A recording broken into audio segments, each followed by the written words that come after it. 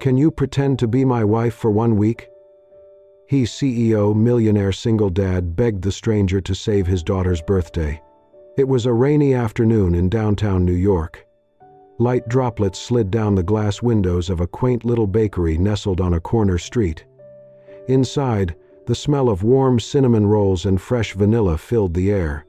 Sienna Blake, a 25-year-old freelance designer, slipped in through the door just before the rain picked up. She had no intention of buying anything. She just needed a place to wait out the weather and finish some quick client edits on her tablet. Her blonde hair, softly curled and damp from the drizzle, fell past her shoulders as she settled at a corner table by the window. Then, she noticed the little girl. Dressed in a pink dress with ruffled sleeves, her golden curls tied up in 2 small pigtails, the child stood near the counter, alone, with wide, watery eyes. Her lips trembled as she looked around, clearly searching for someone. Sienna stood. "Hey there," she said gently, crouching beside the girl. "Are you lost?" The girl sniffled and gave a shaky nod. "My daddy was just here," he said to wait. "But he's not coming back. Just like Mommy." That sentence hit Sienna like a punch to the chest. She reached out carefully. "What's your name, sweetheart?" "Anna," the girl whispered. "Well, Anna," Sienna smiled softly, "do you want to sit with me until your daddy gets back? We can look out the window and make up stories about people walking by." Anna hesitated, then nodded. Within minutes, the tears had dried, and the two were giggling about a man in a bright yellow raincoat who looked like a banana. Sienna was just mid-story when the bakery door swung open, and a tall man in a dark coat rushed in, clearly out of breath. His sharp jawline, dark eyes, and expensive suit made him stand out immediately. "Anna," he called. Anna stood up quickly. "Daddy!" Liam Cross exhaled in relief, walking toward them. "I turned around for 2 seconds, and she wandered off," he said, looking more annoyed at himself than anything. "Thank you," he added, nodding at Sienna. "She's okay," Sienna replied, standing. "She was just scared." Liam gave a stiff nod, scooped Anna into his arms, and exited as quickly as he came. No further words, no real eye contact. Sienna sat back down, slightly stunned. 3 days later, there was a knock at her apartment door. She opened it to find the same man, Liam, standing in the hallway of her building, still in a suit, holding an umbrella. He looked slightly out of place, like he didn't belong in this old walk-up with creaky stairs and warm yellow lighting. "I hope you don't mind," he said. "Anna wouldn't stop asking for you, and I couldn't find any contact.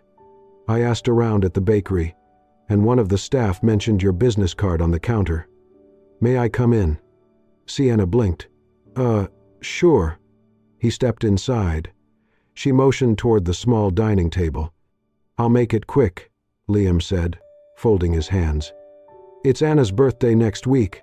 She hasn't celebrated since her mother died. I've tried everything, party planners, child therapists, even actors." Sienna's brows drew together. "Actors? She refuses to celebrate unless her mother is there. She insists the only person she trusts is you." He paused. "She thinks you're her mom." Sienna paled. "What?" "She told me," he continued, "that you're the one who makes her feel safe. So," he cleared his throat, "I need you to pretend to be my wife, just for a week, for Anna." She stared at him, stunned. "You want me to be your fake wife? For a 5-year-old? Liam didn't flinch. "Yes." Sienna stood, pacing. "This is insane. You don't know me. I don't know you. And this little girl only asks for you." That stopped her. Sienna shook her head. "I'm sorry. I can't do that." But just as she opened the door to show him out, Anna's voice echoed in her mind, "Just like Mommy." And then Liam said quietly, "She hasn't slept through the night in months. That day at the bakery, she slept the whole way home." Sienna hesitated. Later that night, she met them again. "All right," she said, looking Liam dead in the eyes. "1 week. That's it. And no one, no neighbors, no assistants, No photographers, gets to think it's real. After that, we go back to strangers. Understood?" Liam nodded. Understood. But neither of them realized that 1 week could change everything. The wrought iron gates of the Cross estate opened slowly as Sienna's cab pulled into the circular driveway. The mansion before her looked more like a luxury hotel than a home, sleek, cold, and gleaming under the afternoon sun. For all its beauty, it held no warmth. She stepped out with her weekend bag, nerves fluttering. Before she could knock, the door flew open. "Mommy!" Anna ran out in her pink dress, pigtails bouncing, and threw herself into Sienna's arms. Sienna crouched, hugging her tightly. "Hi, sweetheart," she said softly, still adjusting to being called that name. Liam followed behind, his expression unreadable. "She's been counting down the hours," he said. "I can tell," Sienna replied, brushing Anna's curls back. Inside, the house was pristine. Marble floors, high ceilings, glass chandeliers, beautiful but silent, lifeless. "This way," Liam said, leading her past a curious housekeeper and butler. "I told the staff you've returned from Europe. They've been briefed." "Briefed?" she echoed with a wry smile. "Like I'm on a mission."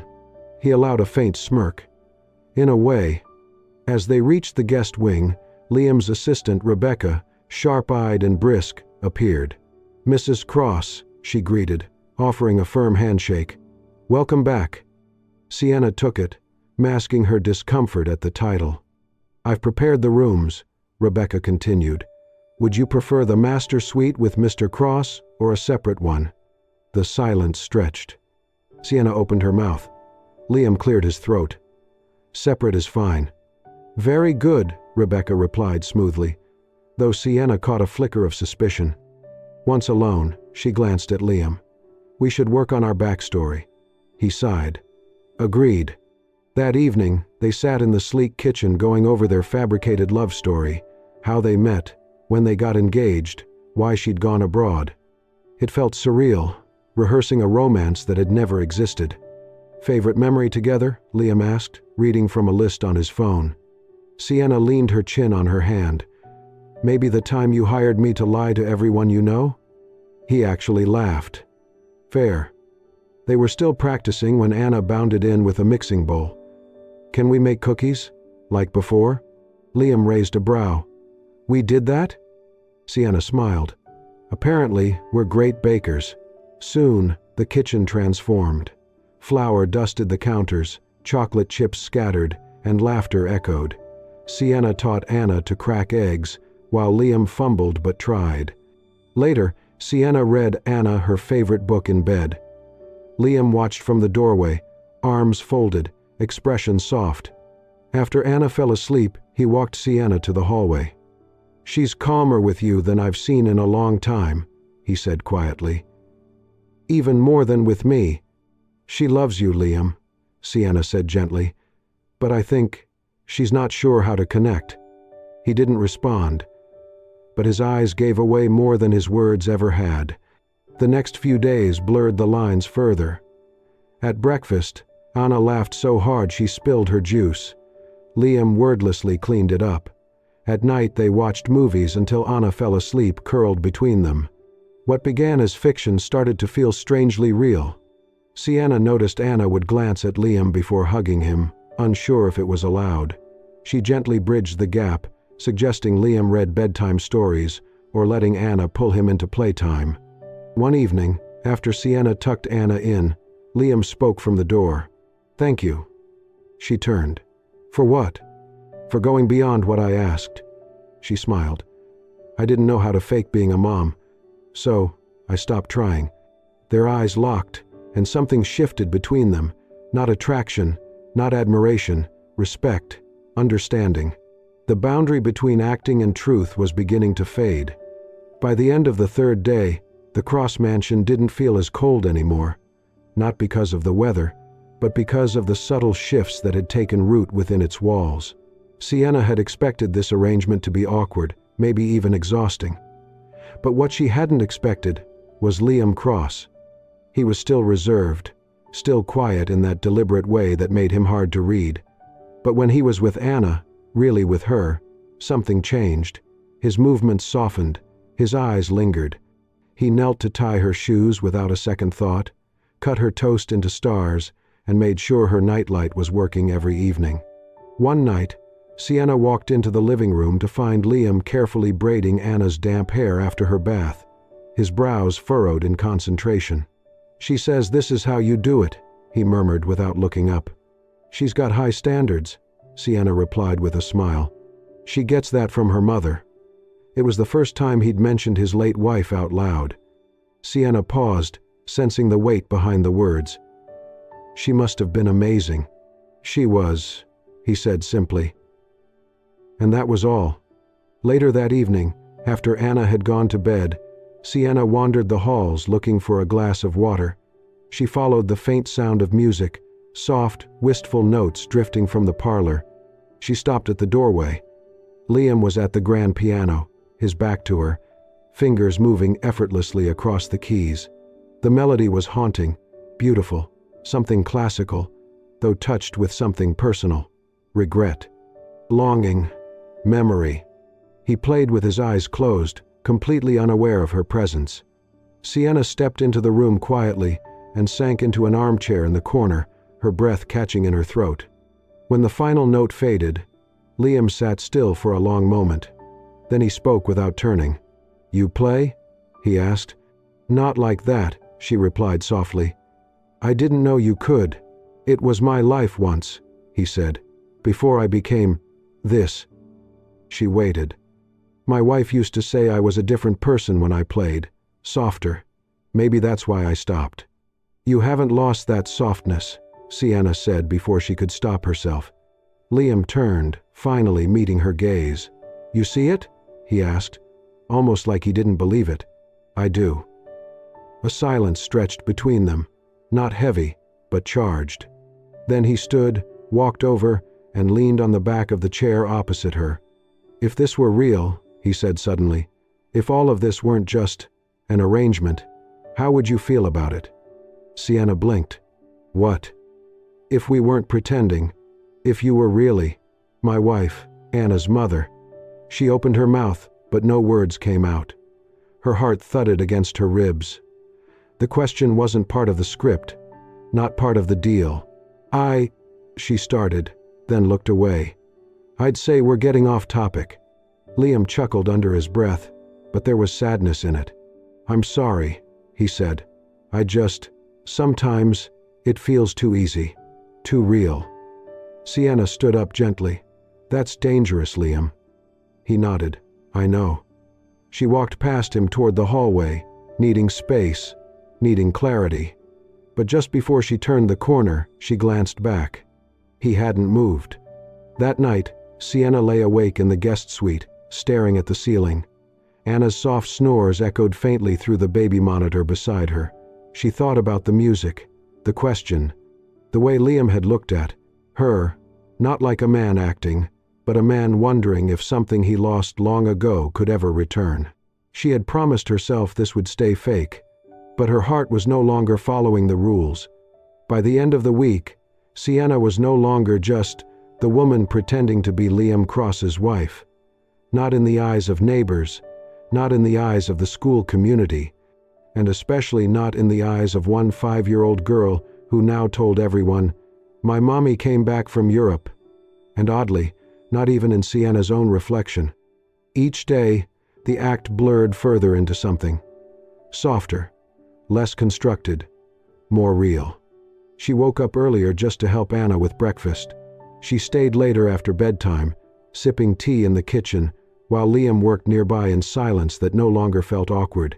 One evening, they found themselves cooking together without a word of planning, Liam chopping vegetables while Sienna stirred the sauce, their movements syncing like they'd done it 100 times.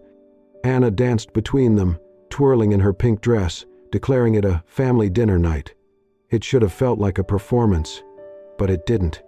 At night, they talked, really talked, about their childhoods, their fears, the things they used to love before the world got loud and hard. Liam told her about the music he used to write. Sienna told him how her mother had left when she was 12, and how design gave her a sense of control when nothing else made sense. "You make everything feel manageable," he had said quietly one night. "And you surprise me," she'd replied. Neither of them said what that really meant. Then came the charity fundraiser, a school event held at the community garden to raise money for art supplies. Parents dressed up, tables were lit with fairy lights. Children sold handmade cookies and bookmarks. Liam picked Sienna up from the bedroom hallway, pausing when he saw her in a simple burgundy dress that hugged her waist. Her blonde hair was pinned softly behind her ears, a few loose curls brushing her shoulders. "You look stunning," he said, before catching himself. "I mean, convincing. As my wife." She raised a brow, amused. "Nice save." He offered her his arm. "Shall we, Mrs. Cross?" At the fundraiser, eyes turned. People smiled. Anna introduced Sienna to every classmate as "my real mommy now," and no one questioned it. At one point, a well-dressed couple approached Liam, commenting on his outfit. "Sharp suit," the man said. "My wife picked it," Liam replied with ease, glancing toward Sienna. "She always has better taste." Sienna looked over at him just in time to see the corner of his mouth lift in a private smile. Later, as the event carried on, she stood by a garden bed, watching Anna play with chalk on the pavement. Liam came to stand beside her, hands in his pockets, watching the same scene. She felt him looking at her, even before he spoke. "When you laugh like that," he said quietly, "I forget what's real and what isn't." Sienna's breath caught. She didn't turn to face him. Couldn't. "Don't say that," she whispered. "Why not?" "Because this is supposed to be pretend." "But it doesn't feel that way anymore," he said. Sienna looked down at the ring on her left hand, a prop Liam's assistant had picked out, meant only for the illusion. But it sat there like it belonged. "I told you from the start," she said. "Only 1 week." "I know." Silence. But in that still moment, as the sun dipped behind the trees and laughter echoed in the distance, neither moved away. They didn't hold hands, didn't kiss, didn't confess. But something had shifted, an invisible line, crossed and left behind. What had started as a performance was becoming a story written without a script, and neither of them knew how it would end.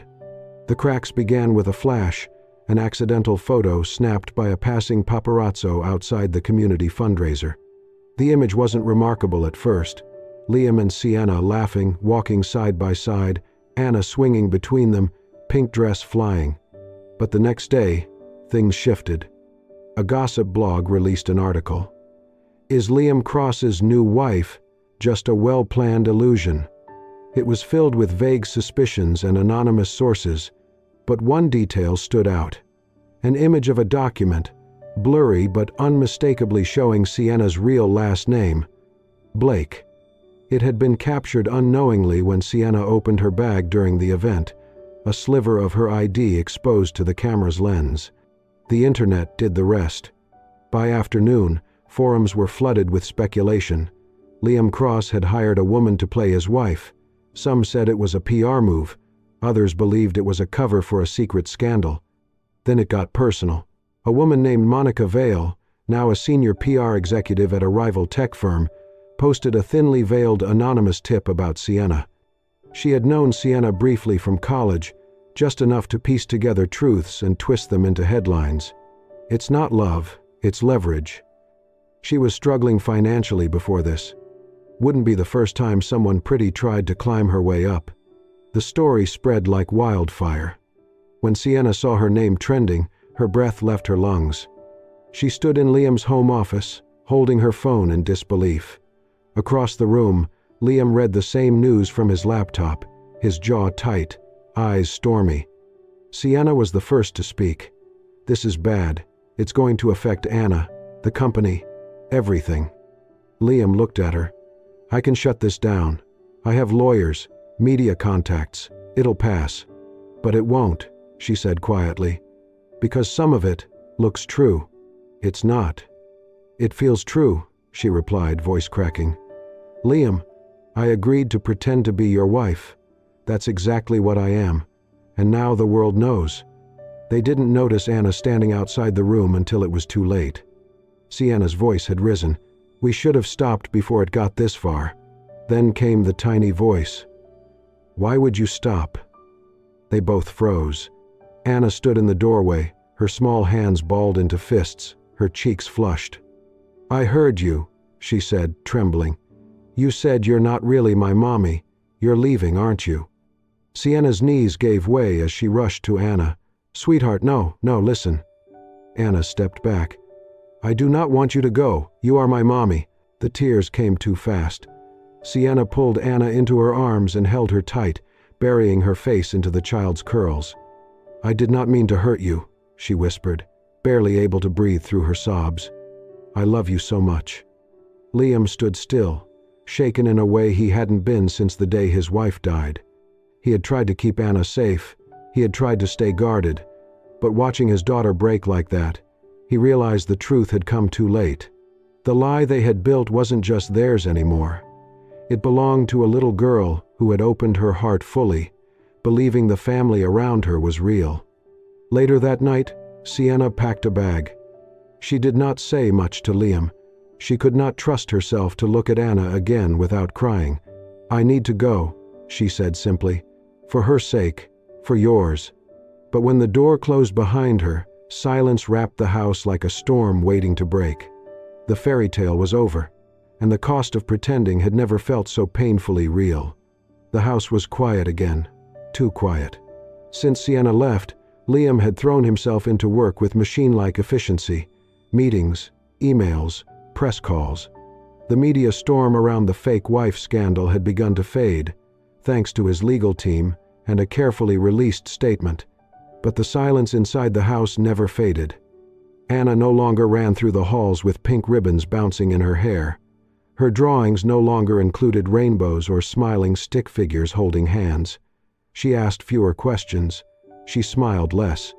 And at night, she started waking up again. At first, Liam brushed it off. Nightmares were normal. Kids were resilient. He tried reading to her, sitting by her bed, leaving lights on. Nothing worked. Then came the fever. It started subtly, warm forehead, flushed cheeks. But by midnight, Anna was burning up and shivering under her blankets. She tossed restlessly, mumbling words he could barely understand. "Mommy, Mommy Sienna." Liam's heart clenched. He pressed a cold cloth to her forehead, held her tiny hand, whispered that he was here. But she kept calling the same name, over and over. "Please," she murmured, eyes glassy. "Don't go. Mommy." Something inside Liam broke wide open. He scooped her up into his arms, wrapped her in a blanket, and rushed to the car. The city was drenched in rain, headlights reflecting on the slick streets as he drove with white knuckles gripping the wheel. He did not take her to the hospital. He took her to Sienna. It was past 1 a.m. when he reached her apartment building, rain pounding down like the sky itself was breaking. Liam got out of the car, Anna cradled against his chest, blanket soaked in seconds. She whimpered, burying her face into his shoulder. He rang the buzzer. No answer. He rang again. A light flicked on upstairs. A shadow moved behind the curtain. Then, footsteps. The door creaked open. Sienna stood there, hair messy, wrapped in an oversized sweatshirt. Her eyes widened when she saw them. Liam drenched, Anna in his arms, burning with fever. "Liam." "I did not know where else to go," he said hoarsely. Sienna rushed forward. "Is she?" "She's burning up," he said, voice tight with emotion, "and she keeps calling your name." Sienna reached out. "Let me take her." He hesitated for a second, then passed Anna into her arms. The little girl instantly curled into Sienna's chest, letting out a soft, broken sigh, like her body recognized home. Sienna led them inside, moving quickly but gently. She laid Anna on the couch, wrapped her in warm blankets, fetched medicine and a thermometer, her movements calm and practiced. Liam stood motionless in the doorway, soaked, silent. After checking Anna, Sienna finally turned to him. "She'll be okay," she said quietly. "She just needs rest, and maybe some peace." Liam's voice cracked. "I am trying." "I know," Sienna whispered. There was a long pause. only the sound of rain against the windows and Anna's soft breathing between them. Then Liam stepped forward. "She has not slept through the night since Rachel died," he said. 6 months, Sienna. 6 months of nightmares. And then you came, and suddenly, she slept. She laughed. She looked at me like I could be someone better." His hands were shaking. "She loves you," he said. "And I do not know what to do without you here." Sienna looked down, fighting tears. "Liam." He knelt. Right there, on the hardwood floor of her apartment, soaked from the storm outside, Liam Cross, stoic CEO, powerful and untouchable, went down on one knee, not to propose, but to beg. He reached up, gently taking her hand, his voice barely audible through the weight in his throat. "Please," he said, "do not leave us again. I know we started this as a lie. But Anna, she sees the truth, and so do I." Sienna's eyes filled, her free hand brushing against Anna's damp curls. Liam held on tighter. "She needs you," he whispered, "and so do I." And in that moment, more than contracts or appearances, more than press or guilt or fear, what mattered was what had always mattered: family. The backyard was strung with soft lights, pastel-colored streamers fluttered from the trees, and a table of cupcakes, candies, and paper crowns sat in the center of it all. Balloons shaped like stars bobbed in the warm breeze, and the sound of children's laughter floated through the garden. It was Anna's birthday, and Sienna was back. She stood near the patio doors, wearing the pink, flowy dress Anna had picked out weeks ago, before everything fell apart. Her golden hair, loosely curled and tucked behind one ear, glowed under the fading sun. As she looked out into the yard, at the small crowd of neighbors, co-workers, classmates, and their parents, she felt a strange, quiet calm. Then a familiar voice called out, "Sienna." Anna ran toward her in her birthday dress, bright pink with little embroidered stars, and launched herself into her arms. Sienna caught her mid-air, twirling once as Anna giggled.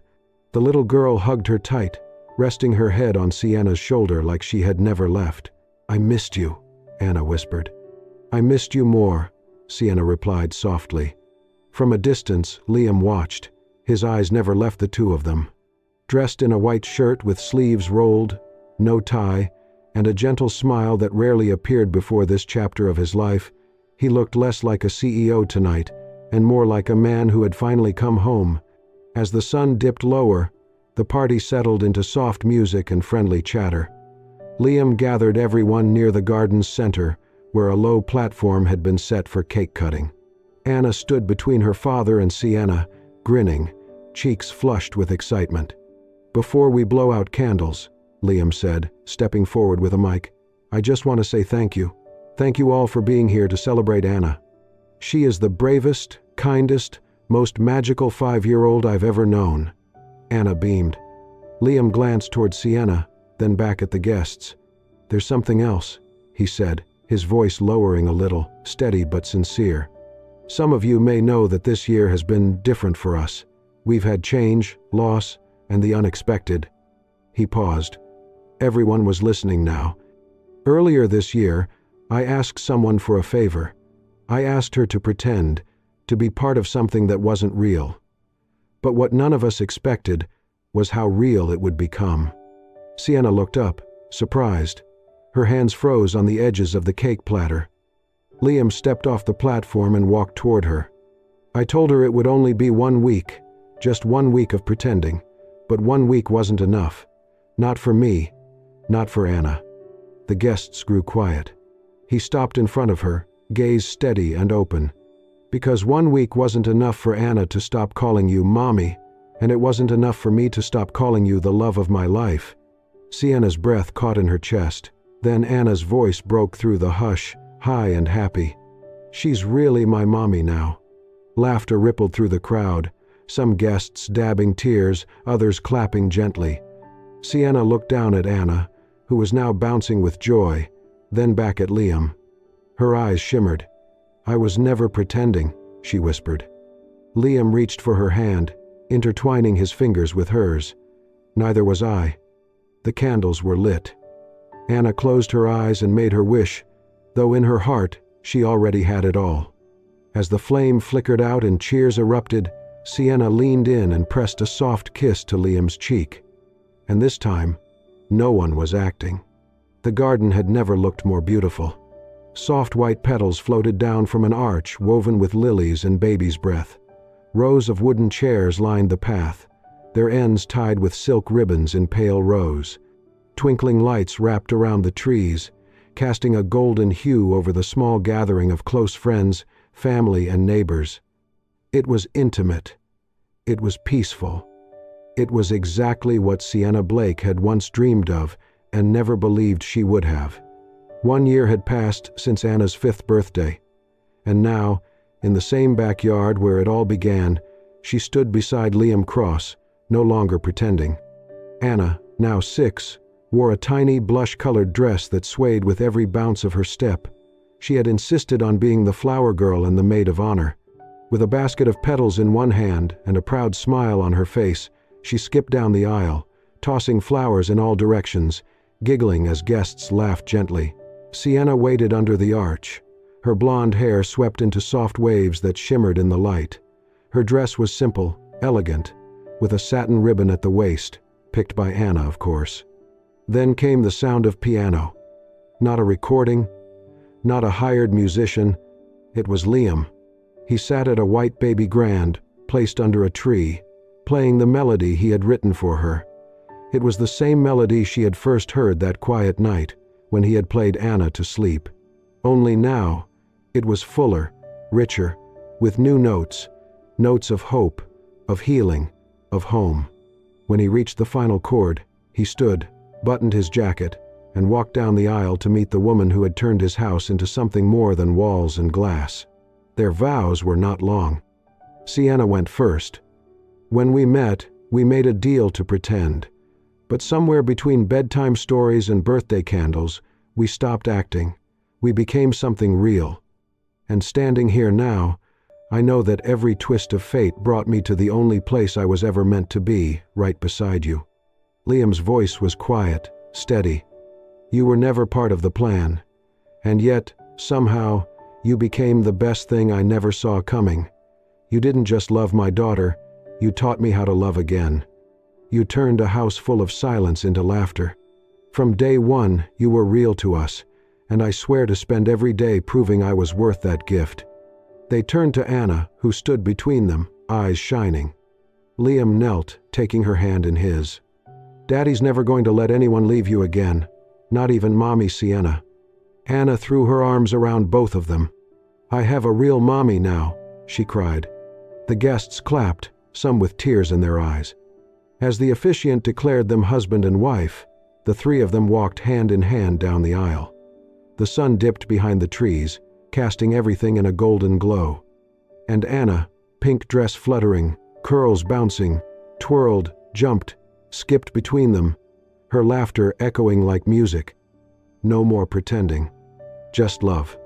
Thank you for joining us on this heartfelt journey of love, healing, and second chances. From a rainy bakery to a wedding under golden skies, Sienna, Liam, and Anna showed us the power of unexpected connection. If this story touched you, don't forget to like, comment, and share it with someone who still believes in love's magic. Subscribe to Soul-Stirring Stories and hit the hype button to support more emotional, meaningful tales. Until next time, love deeply, hope always, and never stop believing in second chances. Soul-Stirring Stories, stories that heal, stories that last.